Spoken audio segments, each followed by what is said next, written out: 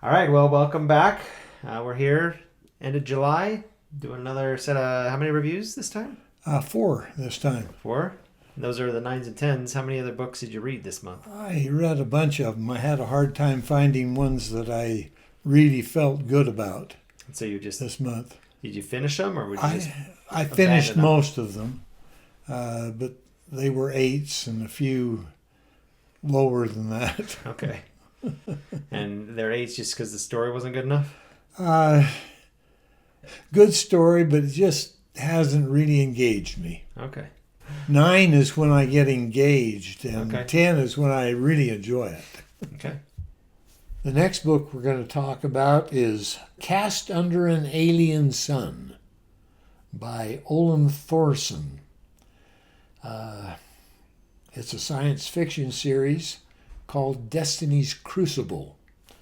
And there's 9 books in the series. First book only has 329 pages.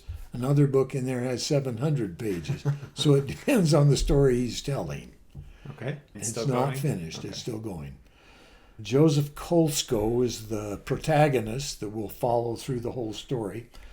And he's a chemistry graduate student traveling on a plane to Chicago. He's going to give a paper on chemistry in DNA that he's discovered and how certain chemical reactions that no one had ever figured out before.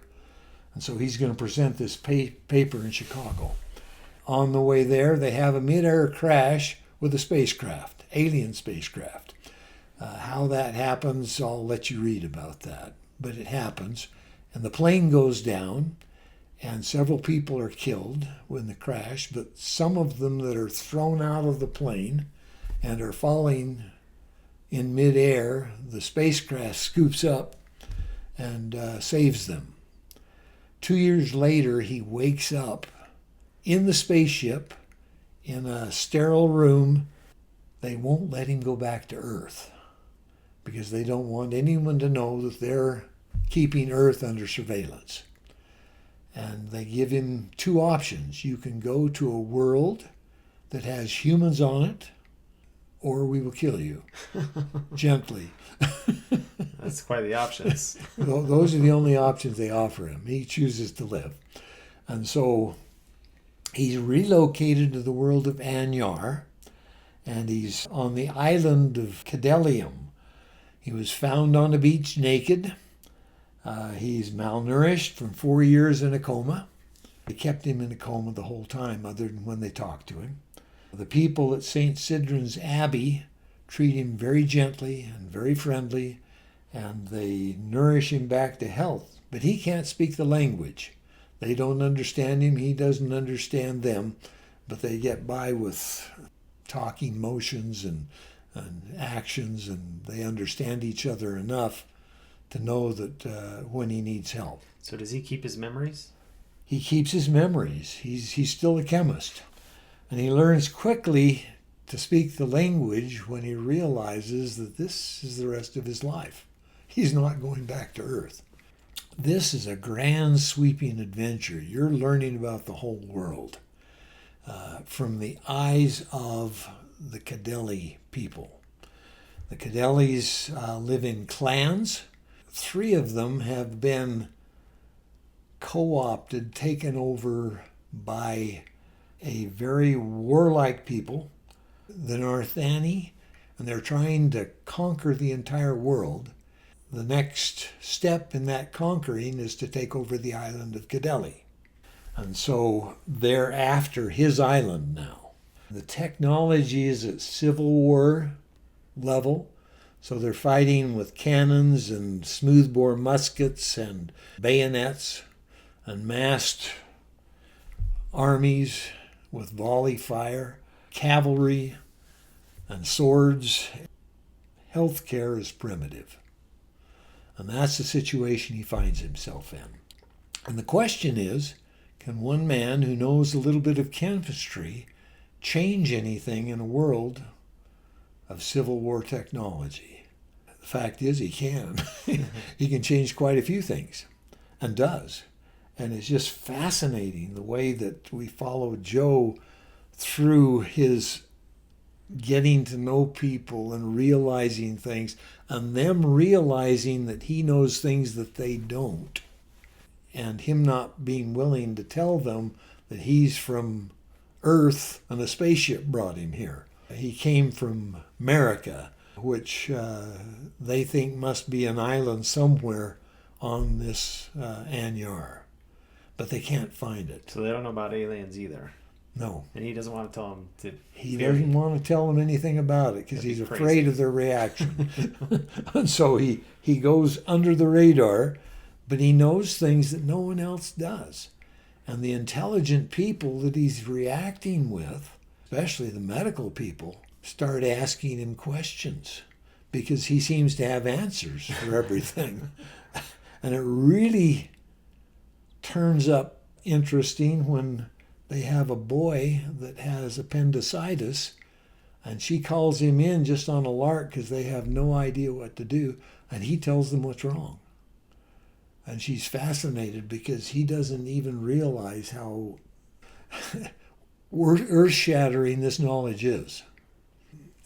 It's just fascinating how he slowly works himself into a position where people are listening to him and coming to him for advice and looking to him for what would you do in this situation. And is he trying to avoid it at all and he can't? Or well, he wins the hearts of people because he's just a nice guy. He can't refuse to help them, but he doesn't tell them where he got his knowledge. It's just in America we have stuff like that. This is normal knowledge in America. Does it ever get him into trouble, like danger, because he has this knowledge? Yes. Oh, yes. The North Annie find out about him, and they really want him. But how he gets there, that's 9 books worth. So this reminds me a lot of the series you had me read a while ago about a section of Earth that was warped back in time into mid-Europe. Oh, yeah. 1642 or something. I can't remember the name of it. And this town had technology and everyone else around it didn't. It's not like that. He doesn't come in with all this technology. He comes in with a little bit of knowledge, a lot of knowledge that he has to try with no base to build on. So he can't make this because he doesn't have that, and he can't make that because he doesn't have this. And so he has to be very slow in the way he slowly builds things up. This makes me always wonder, if I were warped back in time, 3 centuries ago, how much of my knowledge would be useful? I feel the same way. I don't think I would have enough knowledge to make a change in the world. But he does. He does. So what did you rate this book? I rated this a 10. This was excellent. Kept you coming back. I thoroughly enjoyed this. I as soon as he puts out another book, I have it and I'm reading. Okay. It's that interesting. Profanity, C, limited use of hard profanity. Sexuality, M, undescribed sexual encounters. Violence, violent instances of high intensity. There are some war scenes that get really bloody. And it's rated for teens. So you rated it as science fiction, but it sounds like the only science fiction is when he gets warped to the planet. It's planet. how he gets there. That's the only science fiction part of it. Otherwise, it's almost a Civil War fantasy. Right. Because it's still humans, right? He's still humans.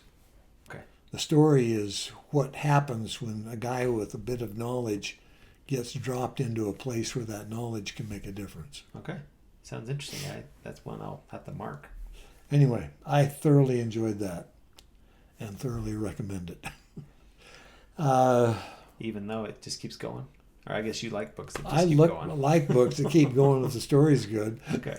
So in this one, the story doesn't get lost. Doesn't get old. It's following a line, and you're trying to see, can a little island, little compared to the empire of Narthan, can it stand up to military power bent on world domination? Defiance of the Fall, I just feel like it lost its direction. It just became one of those books. Just get more powerful, because you just got to be more powerful. So just keep grinding, keep killing. You'll just level up, and the monsters will be about your level, and you'll kill them too, and you'll keep going I'm up. still enjoying Defiance of the Fall. Okay. I didn't lose out on that like you have. Yeah, but do you feel like Defiance of the Fall has a storyline as strong as this one, I guess? Oh, no. The storyline's not as strong, but the story is good. So this one has a strong storyline through the whole series. Through the whole series. Okay. Okay. Well, thank you for joining us. Hopefully you liked what we had. If you decide to pick up one of these books, just let us know. Put in the comments, I'm reading this, or even give your rating of it. What did you think? It's interesting to know when people read them, and it's interesting to know, how does your ratings compare to ours? I know somebody mentioned, like, they were sad that a book didn't make it onto our top 6, and I responded to the comment saying, it's highly subjective. They're all good. So we hope you are enjoying what we have. They're 9s or 10s, and last month we gave you my favorite ratings. Yeah. Which is entirely different than your favorite ratings. And those favorite ratings were, you had to comb through them 15 times. I had to go through it time and time again and say, I like this one better than that one. I like that one better than that one. I think you said Primal Hunter didn't make it on the list. No. And so I was like, well, this is a very subjective thing. So hopefully we're just... And I really like Primal Hunter. I still like Primal Hunter. I'm still buying those books as fast as they put them out. So hopefully you're enjoying the content. We'd love to hear from you if you decide to pick up one of these books, and just let us know what you thought of it. Thank you. Good reading.